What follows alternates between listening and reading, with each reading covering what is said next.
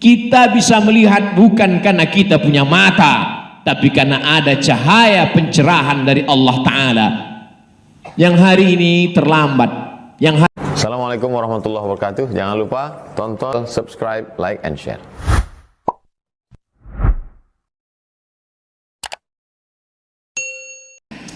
Alhamdulillah, wassalatu wassalamu ala rasulillah Sayyidina wa maulana Muhammad ibni Abdillah wa ala alihi wa sahbihi wa man tabi'ahu wa mawalah. Ashhadu an la ilaha illallah wahdahu la sharika lah wa ashhadu anna sayyidana Muhammadan abduhu wa rasuluhu la nabiyya ba'dah.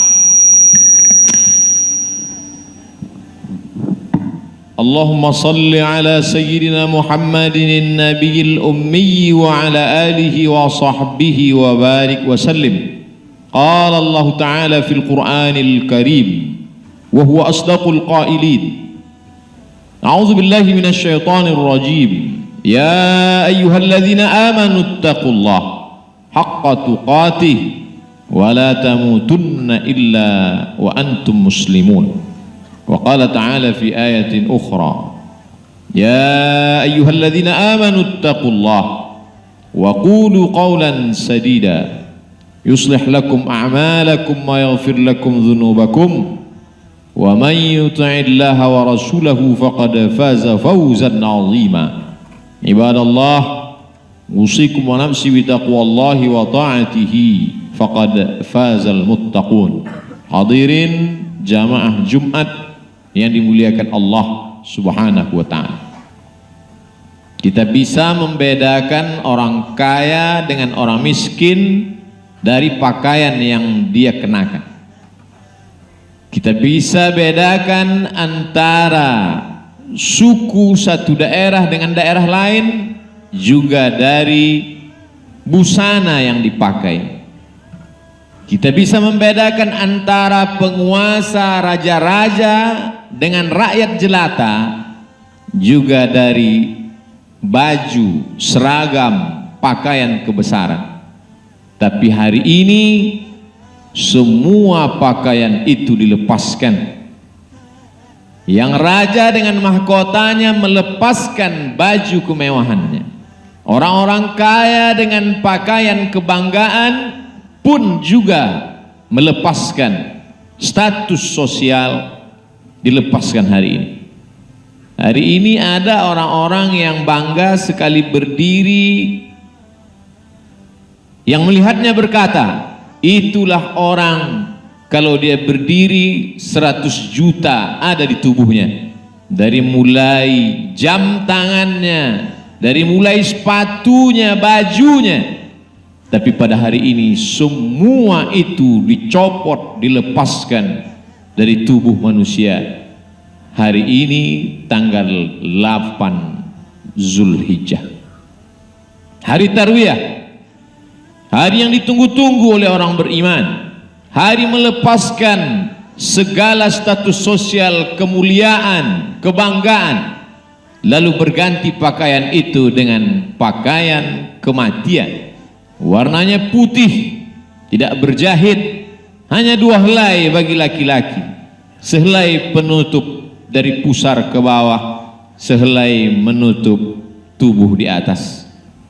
Dan nanti malam adalah malam pertama memakai pakaian kematian.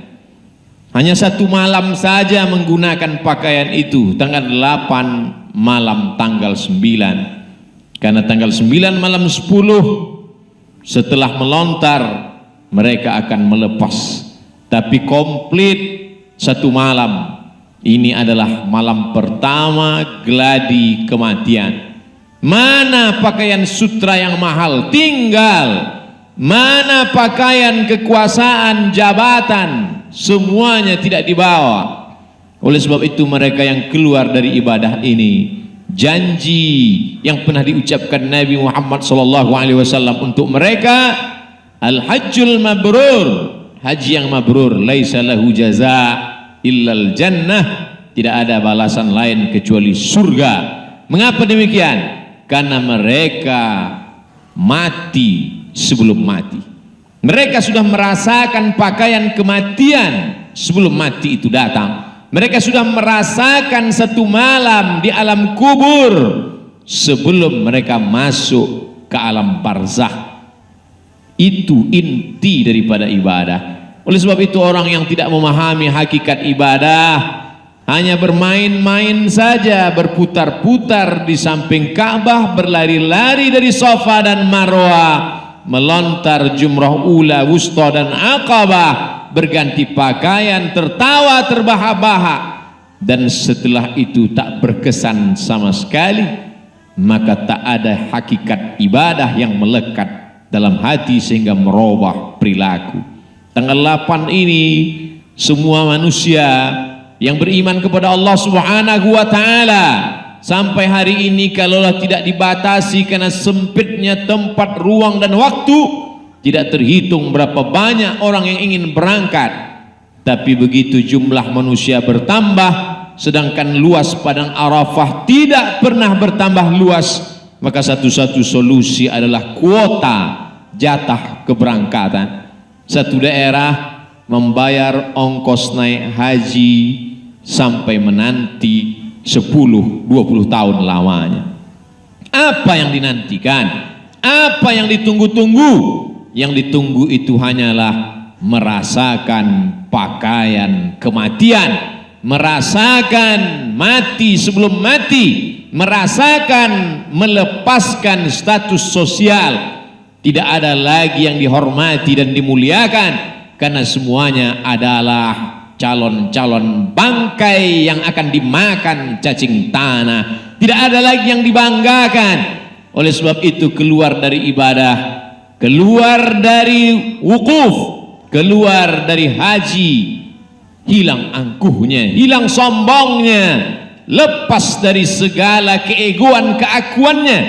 Itulah mereka yang sudah lulus dalam ujian ibadah. Syahadat dia lulus, berkata asyhadu an la ilaha illallah wa asyhadu anna muhammadan rasulullah. Salat lulus, subuh, zuhur, asar, maghrib dan isya, bahkan ditambah dengan du'a dan tahajud qabliyah, ba'diyah, witir. Puasa lulus, 14 jam lamanya menahan makan, menahan minum.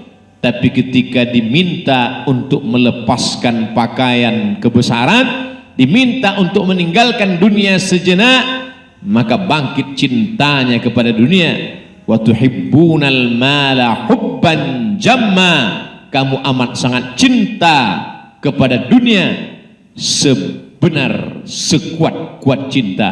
Oleh sebab itu maka dalam puncak ibadah dalam Islam adalah ibadah menunaikan fardhu fardu haji bagi setiap yang beriman. Tapi Rasulullah SAW melaksanakannya sekali saja. Kenapa demikian? Karena beliau ingin mengajarkan bahwa ada ibadah lain di tanah air, berbagi kepada orang lain. Sekali fardu, ibadah ini juga mengajarkan kepada kita bagaimana giat mencari harta. Orang Islam tidak disuruh untuk duduk saja di masjid. Idza qudiyatis shalah, kalau salat sudah dilaksanakan, fantashiru fil ard, bertebaranlah di atas muka bumi Allah. Untuk apa? Wabtaghu min fadlillah, cari rezeki karunia Allah Subhanahu wa taala. 9.000 kilometer dari Asia Tenggara ke tanah suci Makkah dan Madinah tidak dapat ditembus tanpa materi. Transportasi, akomodasi, konsumsi, makan, tempat tinggal, ongkos pesawat. Oleh sebab itu maka orang yang memilih untuk tidak punya harta, memilih merasa kalau miskin lebih cepat masuk surga, maka sesungguhnya surga juga berpihak kepada orang-orang yang kaya dan punya harta. Man bana masjidan, siapa yang bangun masjid, banallah mithlahu baitan fil jannah, dibangunkan Allah untuknya satu tempat di dalam surga. Siapa yang mampu membangun masjid? Orang yang kaya. Man ala thalatha banatin, siapa yang membesarkan 3 anak perempuan, fa'addabahunna, diberikan pendidikan yang baik dan layak, wa zawwajahunna, dinikahkan dengan orang yang layak, sopan, taat beragama, berakhlakul karimah, wa ahsana ilaihinna, dia buat baik sampai kematian tiba, falahul jannah, surga baginya. Pendidikan mahal, melambung tinggi, harga pakaian, harga pendidikan, harga kehidupan. Siapa yang sanggup mendidik 3 anak perempuan? Orang-orang kaya. Ana, kata Nabi SAW, aku wakafilul yatim, dan orang yang menyantuni anak yatim, kahataini fil jannah, seperti ini dalam surga. Nabi menunjukkan as-sabbabah, jari telunjuk, wal wusta, jari tengah, wa farraja bainahuma, beliau jarangkan antara jari telunjuk dan jari tengahnya, menunjukkan betapa dekatnya baginda dengan orang yang menyantuni anak yatim. Siapa yang sanggup menyekolahkan anak yatim? Juga orang-orang kaya. Lalu ketika kematian tiba, siapa yang amalnya mengalir tidak putus? Disebutkan dalam Sahih Muslim, idza matal insan, kalau insan manusia itu mati, inqata'a, putus. Tapi ada yang tetap mengalir. Di antara yang mengalir itu adalah sadaqatun jariyah, sedekah jariyah. Siapa yang mampu bersedekah? Juga orang-orang kaya. Oleh sebab itu dalam hadis dikatakan at-tajirus saduqul amin, tajir pedagang, saduq jujur, al-amin amanah, ma'an nabiyyin, mereka akan dibangkitkan di padang mahsyar bersama para nabi, was-siddiqin, bersama orang-orang yang benar, wasyuhada, bersama orang yang mati syahid, wassalihin, bersama orang-orang yang saleh. Oleh sebab itu Nabi Muhammad SAW tidak miskin. Nabi Muhammad SAW adalah orang kaya tapi hidup bersahaja. Nabi Muhammad SAW adalah orang yang banyak harta tapi mencari harta bukan untuk dunia. Dunia hanya jembatan menuju akhirat. Ibadah haji mengingatkan kepada mati. Setelah keluar dari mati hidup kembali, maka kehidupannya adalah untuk menuju akhirat. Kalaupun dia sibuk mencari harta, pagi pergi pulang petang, maka yang dicarinya itu untuk menerangi kuburnya.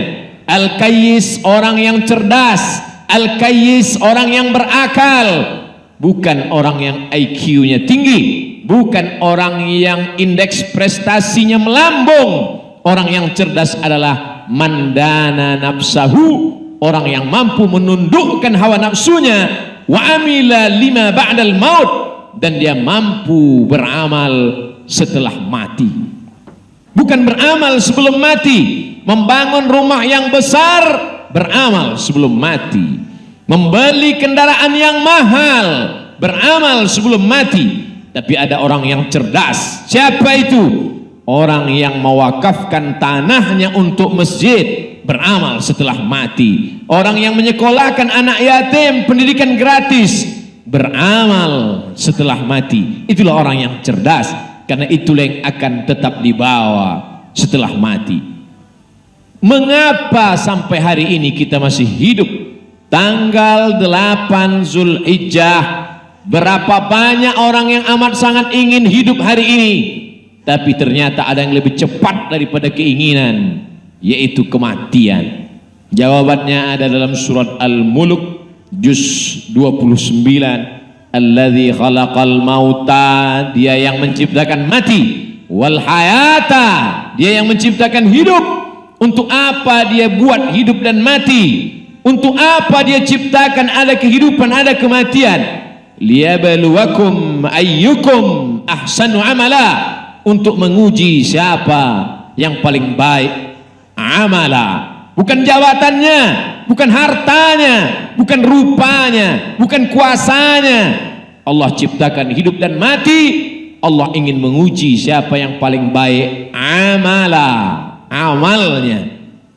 Hai orang yang kaya, hai orang yang punya kuasa, semua akan sirna, tinggal tak berkesan apa-apa. Karena dunia ini hanya sementara, yang kekal abadi adalah illalladzina amanu, kecuali iman, wa amilus salihat, dan amal saleh.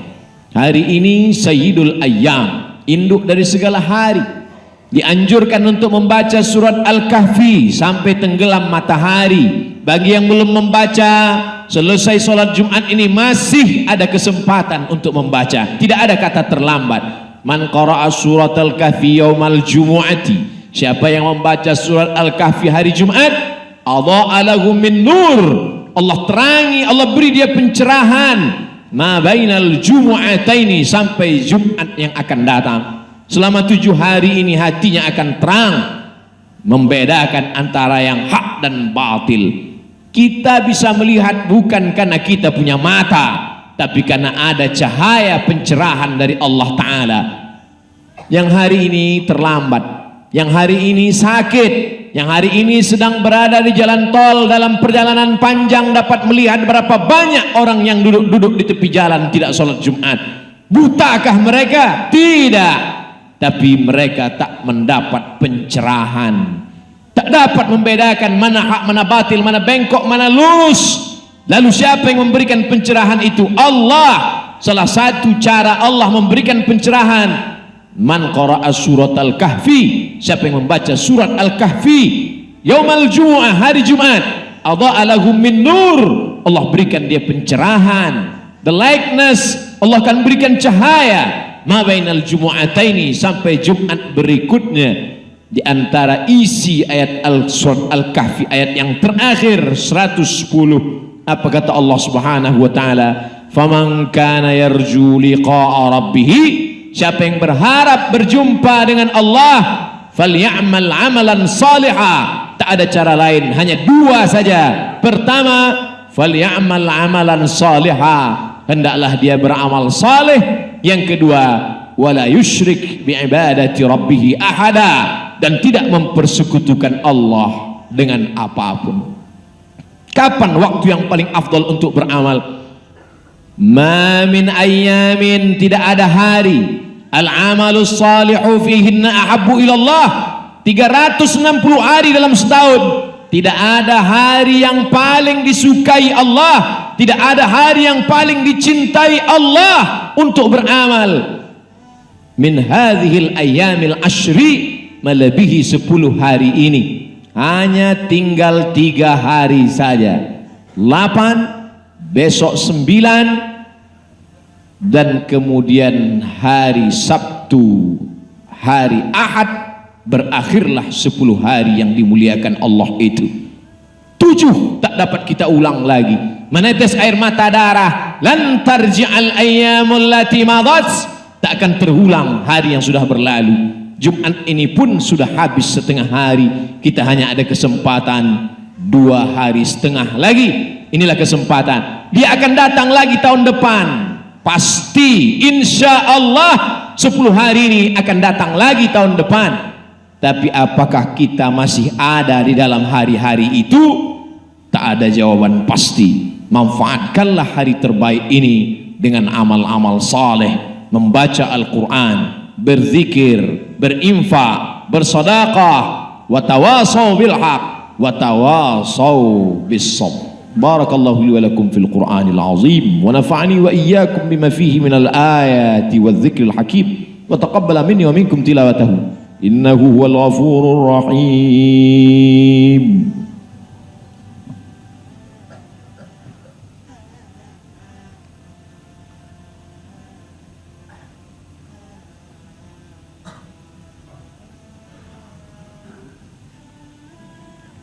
Alhamdulillahilladzi bi ni'matihi tatimmus salihat, wassalatu wassalamu ala sayyidis sadat wa ala alihi wa ashabihi ahlil fadaili wal karamat.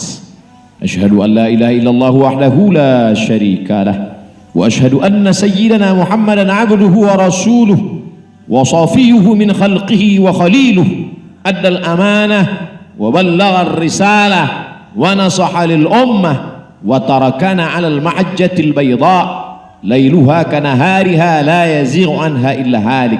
Asyhadu an la ilaha illallah wahdahu la syarika lah, wa asyhadu anna sayyidina Muhammadan 'abduhu wa rasuluh. Allahumma salli ala sayyidina wa maulana محمد النبي الأمي وعلى آله وصحبه وبارك وسلم. قال الله تعالى في القرآن العظيم وهو أصدق القائلين: أعوذ بالله من الشيطان الرجيم، بسم الله الرحمن الرحيم، والعصر إن الإنسان لفي خسر إلا الذين آمنوا وعملوا الصالحات وتواصوا بالحق وتواصوا بالصبر. وقال تعالى في آية أخرى: إن الله وملائكته يصلون على النبي يا أيها الذين آمنوا صلوا عليه وسلموا تسليما. اللهم اغفر للمسلمين والمسلمات والمؤمنين والمؤمنات الأحياء